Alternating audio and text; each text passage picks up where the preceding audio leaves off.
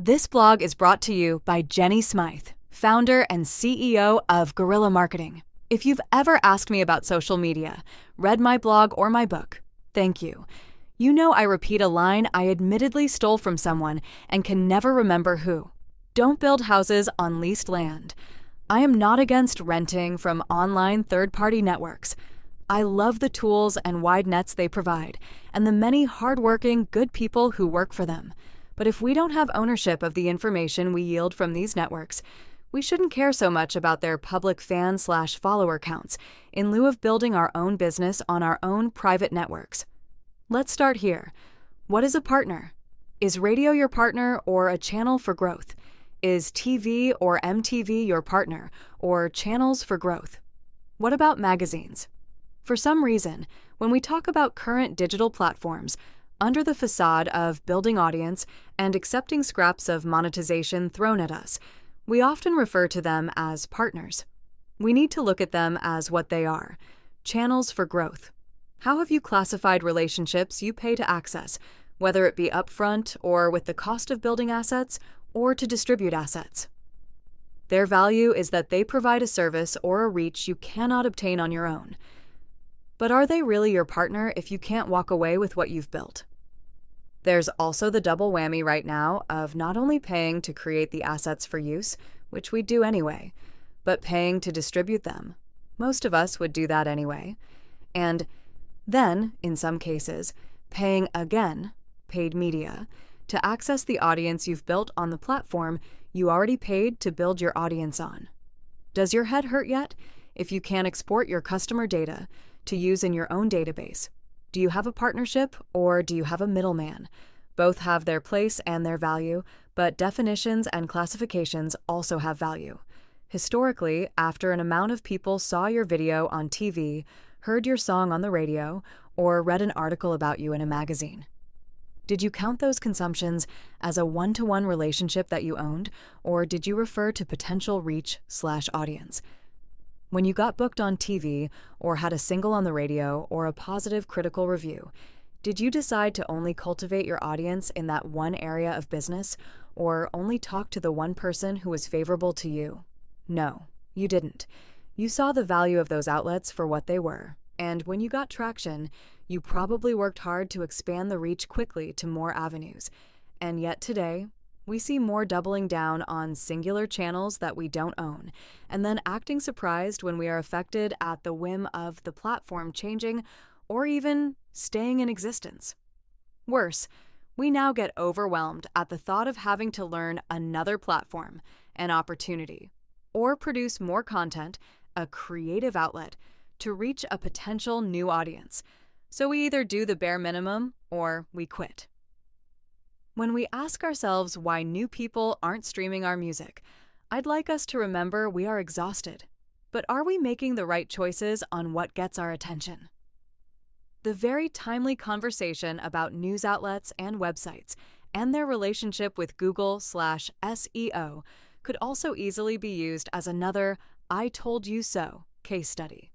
Yet, here we are with outlets recently sounding the alarm of outrage when they allowed third parties to own their relationship to their readers/subscribers. When those third parties change their strategy, become obsolete, or cease to exist, if you haven't worked to get people from the wide net of these networks into your owned data ecosystem where you have a direct connection to them, you get left behind. These are not our partners. These are our landlords. Everyone who is invested in content knows it's costly to create in both money and resources. Are there people really succeeding at making content they are proud of and making money on it? Sure. But most of us are in a loop of expense to create more without any real creative guiding light. The monetary and informational return is less than ideal. For those of us who grew up on promotional content like music videos, I think the informational return is more disappointing. Conversely, the owned properties, websites, databases, blogs, don't give us much room to widen our net. It's a conundrum. So, while we are in this chaotic crossroads, and the business feels like it's increasingly based on projected growth, performance anxiety, and instantaneous results, What can you do to ensure you don't absorb the panic-stricken marketing plan that's really just a comparative Excel spreadsheet, and instead build a real business that you may be the only person who knows its real value? It's time to get off the roller coaster and refocus on what really matters. Nothing I'm about to suggest makes the investment to create in both hard costs and sweat equity any less expensive. Whether you agree with it or not, we are waist-high in the creator economy, and we should want to lean in, have fun, and have healthy growth benchmarks. We should also use third-party networks to help with growth, but not be reliant on them. I listen to a lot of people talk about their algorithms and their strategy, and yet they aren't paying any attention to their sustainable foundation. How are you determining what your multi-level connections are, and how are you giving value to those connections? Is your side of the street clean?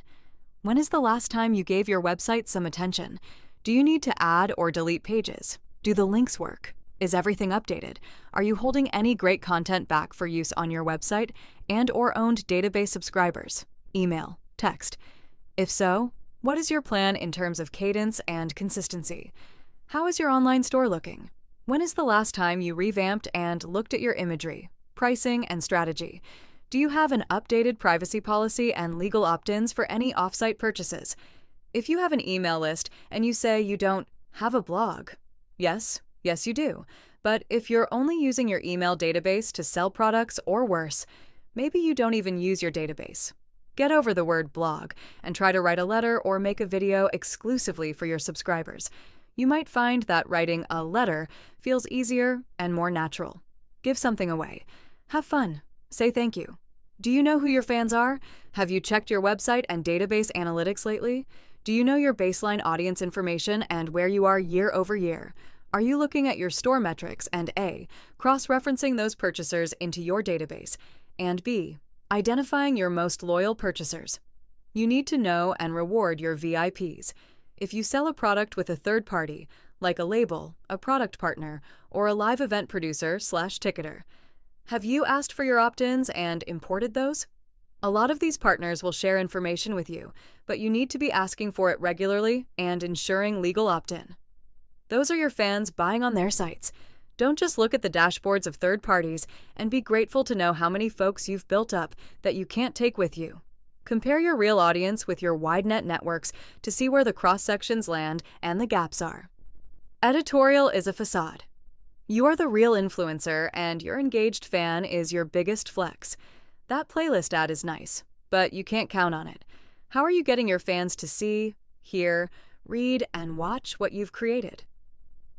If you used your engagement attention more toward your real fans who post positively or create content using your sounds, you'd see a bigger, authentic return compared to the quick hit of a paid media campaign or an influencer campaign. Why would we value a talking head who gets paid to use sounds or endorse products they may or not actually be passionate about? What is the result offline to this strategy? How are you measuring success beyond eyeballs? I think influencer campaigns have their place with certain drivers, but as a strategy to bring new fans into your base, I am iffy at best. Regardless of their reach, if you count their followers without cross-referencing your data with them, what return are you hoping to gain, realistically? I like a quick and easy win just as much as the next guy. But what is this crazy loop of vapidness we've entangled ourselves in? Remember, the artist is the influencer. This is why, whether it's shit-talking or beef or lifting up other artists, interests, hobbies, charities, etc., when there's a passionate share, people care and usually respond accordingly. Buyer beware. When social networks were in their early stages, we used them to connect with friends and fans in a direct fashion. The innovation provided us ease of connection. I think a lot of us are still holding on to that original exchange. I build a profile on your platform. Because of the content, the platform attracts new audience, and then the platform helps me by exposing my content to other fans based on the collective data, that is, algorithm. That's not where we are anymore. Editorial real estate is slimmer than ever, and we find ourselves once again begging for placement on the platforms we helped build off our assets. While there's still many great things to be tapping into on these networks, to not be prepared for change and to not to be servicing your earned fans with communication and the best content first. You are doing the opposite of future-proofing your business. So, now what? Reinvest in your website creative and, at the very least, make sure you have an email database that collects the right information to crush your future goals. My advice is to also have text, but if you have to choose one for now, go with email. Find out who your earned fans are and strategize the best way to communicate with them. You have a real advantage of being able to plan and be thoughtful without the anxiety of an algorithm or responding to trends. You aren't going up against anyone on your own sites, so have fun and be creative. Look at all your outside networks that provide acquisition information. Compare that information to your owned audience so you can see actuals. Network by network, ensure you are utilizing all the tools and information that they provide. Things change rapidly. It's hard to stay on top of it all, but it's important to make sure you are taking advantage of what you can. Stop coming up with goals that mean nothing. While you should always be aiming at an upward trajectory, someone sitting at a conference table deciding a 20% growth on whatever platform is a goal is ridiculous. Who says? Pay attention to growth and engagement and figure out better ways to connect off-platform. You will win. Double-check your monetization settings at least once a quarter. It may be scraps, but never walk away from money. Be good online and in real life. Jennie.